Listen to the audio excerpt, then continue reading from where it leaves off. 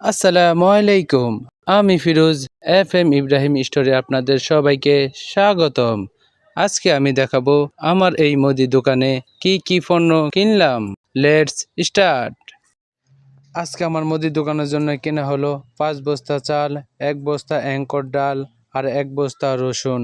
আমাদের আড়তে যাওয়া লাগে না, আমরা ফোন দিলে আমাদের মাল আমাদের দোকানে পৌঁছে দিয়ে যায়। ওনাকে বললাম মালগুলো সাইড করে রাখতে, উনি যখন চলে যাবে, যখন আমি ফ্রি হব তখন আমার এই মালগুলো আমি বাস করে রাখবো। এদিকে আমি তাদের জন্য টাকা গুনছিলাম, কারণ আমি নগদে মাল কিনি, বাকিতে মাল কিনি না। নগদে মাল কিনলে একটি সুবিধা, আপনি 5 দোকান চেয়ে যে দোকানে একটু কম পাবেন সেখান থেকে কিনতে পারবেন। আরও কিনলাম 1 বস্তা আলু, 1 বস্তা পেঁয়াজ। এদিকে দেখি তিব্বতের গাড়ি এসে পড়ছে, তাদেরকে অর্ডার দিয়েছি 500 গ্রামের 60 পিসের 1 বস্তা ফার্স্ট ওয়াশ। দোকানের কাস্টমার বাড়ে যখন সেই দোকানে ভালো মাল পাওয়া যায়, ভালো কোম্পানির মাল রাখা হয়। এদিকে তাদেরকে আরও 200 গ্রামের 27 পিস মাল অর্ডার দিয়েছি, সেগুলো আমি এখন গনে বুঝে নিয়েছি।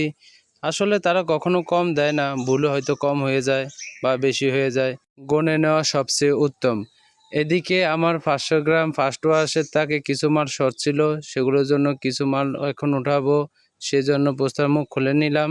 আসলে দোকানের তাক খালি থাকলে দোকান আর ভাল লাগে না, দোকানে যদি ভরপুর মাল থাকে বা মাল দেখা যায় তাহলে অনেক নতুন কাস্টমার দোকানে আসে। এখন তাকের মাল রেখে বাতে যে মালগুলো আছে সেগুলো আমার পিছে গোডাউন আছে, সেই গোডাউনের মালগুলো রেখে দিলাম। দোকানে মরিচ কম ছিল তাই 5 কেজি মরিচ ভাঙে নিয়ে আসলাম। একটি মুদির দোকানে সবচেয়ে গুরুত্বপূর্ণ হলো হলুদ এবং মরিচ। সেগুলো যদি ভালো হয় আপনি অনেক নতুন কাস্টমার পাবেন, পার্মানেন্টলি আপনার দোকানে কেনাকাটা করবে। আর হ্যাঁ, আমার এই ভিডিওগুলো কেমন লাগে সেগুলো আপনারা জানিয়ে দিবেন কমেন্ট বক্সে। আমার এই ভিডিওগুলো আপনারা পাবেন ইউটিউব, টিকটক, ফেসবুকে। FM ইব্রাহিম স্টোর নামে সার্চ দিলে পাবেন। ধন্যবাদ। আল্লাহ হাফেজ।